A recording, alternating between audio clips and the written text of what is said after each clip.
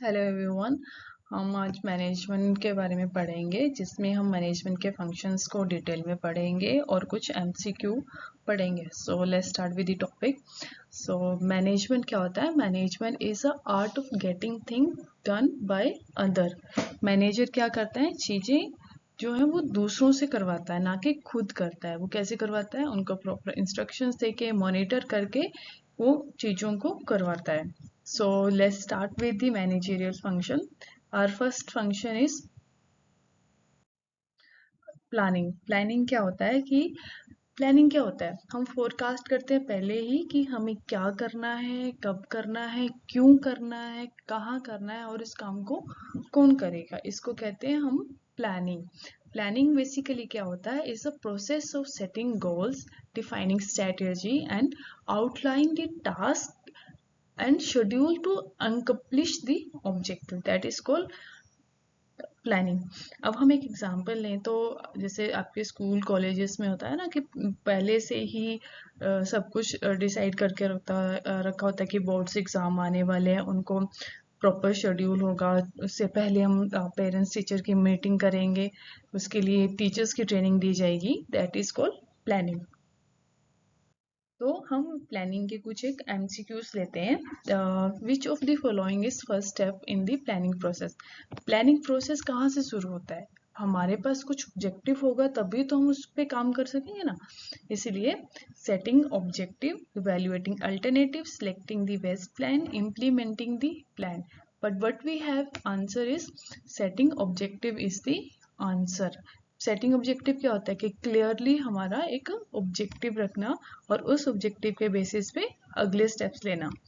Next point is which of the following type of planning long term and strategic in nature? Strategic planning कौन करता है? Strategic planning पहले तो करते हैं हमारे टॉप मोस्ट मैनेजमेंट जो होती है ना, वो हमारा स्ट्रेटेजिक प्लानिंग करता है। स्ट्रेटेजिक प्लानिंग होती है लॉन्ग टर्म प्लानिंग, जैसे कि for more than 5 years, for long term projects के लिए कि हमें बिजनेस एक्सपेंशन करना है, हमें कहाँ कहाँ एक्सपेंड करना है, क्या करना है, उसे हम बोलते हैं strategic planning. Next is which one of the following is not a feature of planning? Planning का फीचर क्या नहीं है? अब प्लानिंग में क्या होता है? एक फ्यूचर ओरिएंटेड होता है। अब फ्यूचर के लिए ही प्लान किया जाता है। प्लान तो हम रिड्यूस करते हैं ना, अनसर्टेनिटीज के लिए ही तो हम प्लान करते हैं कि कुछ ऐसा वैसा हो जाए, तो उसके लिए हमारे पास ऑलरेडी प्लान है। It eliminate the need for control. ये कंट्रोल एलिमिनेट कैसे करेगा? ये नहीं कर सकता ना। नीड्स को तो नहीं एलिमिनेट कर, नीड ऑफ कंट्रोल, कंट्रोल क्या है इसमें? नहीं हो सकता ये। तो इट इन्वॉल्व डिसीजन मेकिंग। तो answer is eliminate the need for control, क्योंकि ये क्या करता है? कंट्रोल तो इंश्योर करता है that planning activities are being followed. So that's why it eliminate the need for control is not a feature of planning. So next is which of the following is a limitation of planning? Planning की क्या limitation हो सकती है? It focus on objective. भाई ये तो नहीं limitation हो सकती है, ऑब्जेक्टिव के लिए ही तो प्लान बन रहा है। It is a continue process. नहीं, ये भी नहीं हो सकता लिमिटेशन, क्योंकि प्लान तो हमें हर स्टेप पे करना है ना। It requires time and cost. It promotes coordination. Coordination को प्रमोट कर रहा है तो पॉजिटिव पॉइंट है। It required time and cost is a limitation, क्योंकि एकदम से तो नहीं प्लान बनेगा ना, अभी हर एक मैनेजमेंट से गो थ्रू होके बनेगा, तो इसीलिए it requires time and cost is limitation. Next is contingency planning is known as। contingency planning क्या होता है? contingency means a backup plan, means like कभी कभी ऐसी ऑर्गेनाइजेशन में ऐसी कुछ प्रॉब्लम्स आ जाती है ना जो कि अनएक्सपेक्टेड होते हैं, कि कुछ भी ऐसा हो गया, कोई स्ट्राइक पे चला गया, कोई डिजास्टर ही हो गया, तो उसके लिए हमारे पास क्या होता है? एक अल्टरनेटिव प्लान होता है, जिसको हम बोलते हैं contingency planning. Next is which level of management is responsible for operational planning? Operational क्या होता है? ऑपरेशनल प्लानिंग होती है जो हम डे टू डे टास्क करते हैं ना, उसको बोलते हैं हम operational planning. Day to day बोले तो लाइक स्टाफ की शिफ्ट को शेड्यूल करना, उनके अटेंडेंस लगाना, इसको क्या बोलते हैं? Operational planning. तो ये किसके अंडर आता है? ऑपरेशनल प्लानिंग आता है आपका लोअर लेवल मैनेजमेंट के अंदर. So next is smart goal is planning. Smart goal in planning stand for smart goal in planning. Smart goal in planning frame used in planning to make goals clear and achievable.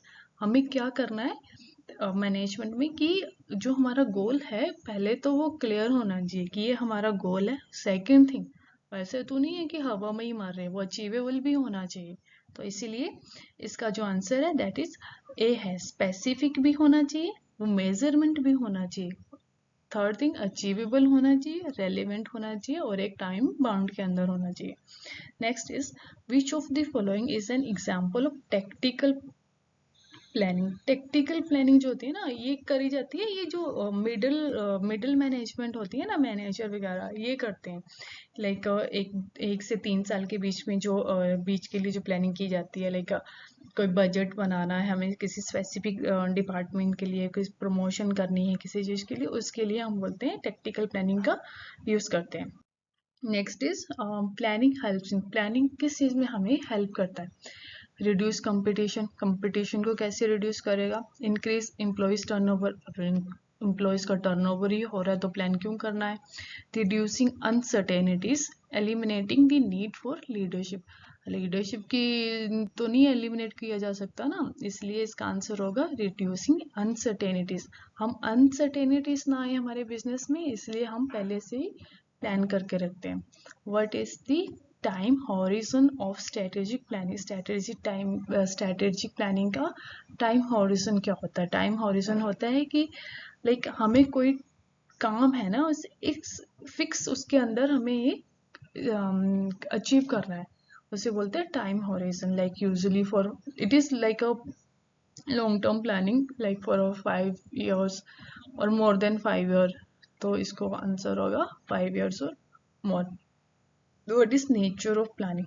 Planning का क्या nature है? Static तो हो नहीं सकता, one time activity भी नहीं है कि एक टाइम करके छोड़ दिया. ये कोई इमरजेंसी में तो यूज नहीं होगा कि हाँ इमरजेंसी आएगी तो हम यूज कर लेंगे. तो it is a continue process और हम एक टाइम के बाद हम करते हैं. और वेल डिफाइंड प्लान प्रोवाइड्स. एक वेल डिफाइंड प्लान क्या होता है? इसमें बहुत सारे रूल होंगे और डिसिप्लिन होंगे? नहीं. जिसकी सेंस और डायरेक्शन होगी, हाँ ये हो सकता है. Financial benefits only? नो. अगर फाइनेंशियली बेनिफिट्स होंगे अदर्स नहीं होंगे तो फिर क्या ही प्लानिंग है? Better work place gossip. अब गॉसिप के लिए तो नहीं काम करोगे ना, इसीलिए a well defined plan provides a sense of direction. Next one is sense of direction means वही ना कि क्या करना है, कब करना है, क्यों करना है, वो वाला. Which is not a step in planning process. Planning process में कौन सा स्टेप नहीं आएगा? हाँ, सेटिंग ऑब्जेक्टिव तो रहेगा, हम ऑब्जेक्ट सेट करेंगे, फिर डेवलपिंग प्रीमिसेस भी होएगा, मॉनिटरिंग फीडबैक भी होएगा. अब ये जो मैन्युफैक्चरिंग द प्रोडक्ट है ना, इट कम्स अंडर इम्प्लीमेंटेशन, ना कि प्लानिंग के अंडर. ठीक है. So next is planning required assumptions of what. किस चीज़ के assumptions लेके? वो पास्ट के इवेंट तो नहीं लेगा. अब इंटरनल ऑर्गेनाइजेशन में क्या पॉलिटिक्स चल रही है उसकी भी assumption नहीं लेगा. कंपिटिटर्स की सैलरी से हमें क्या लेना देना. तो फ्यूचर में क्या इन्वायरमेंट्स हो सकते हैं, क्या चेंजेस हो सकती हैं, क्या मार्केट में डिमांड्स होंगी, क्या इकोनॉमिक पॉलिसीज होंगी, ये सब हम क्या करते हैं प्लानिंग की. प्लानिंग रिक्वायर्ड्स अजम्पशन होती है इसका, तो इसलिए इसका आंसर होगा future environment. Next is which of the following is the final step in planning. अच्छा, फाइनल स्टेप इन प्लानिंग होएगा setting objective. No, this is the first step of the planning. Identify alternative. नहीं, ये भी नहीं होगा, अभी तो alternative आएगा तो फिर कहाँ होगा. Selecting the course of action. नहीं, ये भी नहीं होगा. Follow up and evaluation. Follow up and evaluation मतलब जो हमने प्लान इम्प्लीमेंट करा है उसको देखना और फिर उसको इवेल्युएट करना, उसी हिसाब से फीडबैक देना. That is the final step of the planning. Next is organizing. The next function of the planning management is organization. Organizing क्या? हमें मेन 3 चीज़ों पे फोकस करना होता है. People, task and technology. इन 3 चीज़ों को हमने ऑर्गेनाइज करना होता है in a structured manner to achieve a objective. इसमें क्या क्या आपको मेन जो चीज़ें याद रखनी है, दैट इज स्ट्रक्चर और रोल्स एंड रिस्पॉन्सिबिलिटीज का। जैसे ये बंदा दिख रहा है ना, ये कहाँ पे क्या चीज़ रखना है, कैसे रखना है इमेज में, तो वैसे ही जिसका जिसको जो देना है रिस्पॉन्सिबिलिटी, उसको पूरे स्ट्रक्चर पूरे उसके हिसाब से देना है। डेलीगेटिंग अथॉरिटीज, कोऑर्डिनेटिंग दी सोर्सेज। अब मैं एक एग्जांपल दूं, जैसे एक होटल है तो उसमें क्या होता है कि होता है ना, एक फ्रंट डेस्क होता है, किचन होता है, हाउस कीपिंग होती है। तो इन सब डिपार्टमेंट्स की क्या है, अलग अलग डिपार्टमेंट्स की ड्यूटीज हैं, रिस्पॉन्सिबिलिटीज हैं। तो इससे वो क्या होगा, एक ऑर्गेनाइज वे में रहेगा। That is called organising. Next is leading. Leading क्या होता है, लीडिंग मीन्स कि providing guiding, motivating and supervising the employees to achieve a organization goal। अब उस गोल को करने के लिए क्या करना पड़ेगा, उनको कम्युनिकेट करना पड़ेगा, उनको टाइम टू टाइम मोटिवेशंस भी देनी पड़ेंगी। कुछ लीडरशिप, अलग अलग लीडरशिप स्टाइल होता है, कोई डेमोक्रेटिक होता है, कोई ऑटोक्रेटिक होता है। तो अपने अपने लीडरशिप स्टाइल से बंदे को मोटिवेट किया जाता है। फिर अब इतने लोग साथ में काम करेंगे तो वहाँ पे कन्फ्लिक्ट्स भी होते हैं। It is conflict stakeholders के भी हो सकते हैं और एक्सटर्नल इन्वायरमेंट के में भी हो सकते हैं। तो दीज थिंग्स विल हम बाद में पढ़ेंगे। जो एक तो वो क्या करता है, जो लीडर होता है वो करेज करता है एम्प्लॉयज को during the product launch, solve their problems and keep them focus on deadlines. Next is controlling. Controlling क्या होता है कि मॉनिटर करना है परफॉर्मेंस को, कंपेयर करना है कि भाई ये कंट्रोल वो नहीं है कि डंडा लेके खड़े हो गए। ये कंट्रोल मीन्स कि हमें जो टास्क दिया गया है, क्या वो हम उस पे काम तो कर रहे हैं ना, कि हम उस टास्क को अपने गोल के साथ मैच करते हैं कि भाई ये कितना मैच हो रहा है हमारे गोल के साथ। उसे बोलते हैं कंट्रोलिंग। ऐसा तो नहीं है जितनी इन्वेंट्री चाहिए उससे ज़्यादा आ रही है, उससे कम आ रही है। ये सब चीज़ें हमें क्या करनी है, कंट्रोल करनी है। A factory manager review monthly production data, compare it with the target. They identify that efficiency caused a shortfall than a schedule maintenance, right?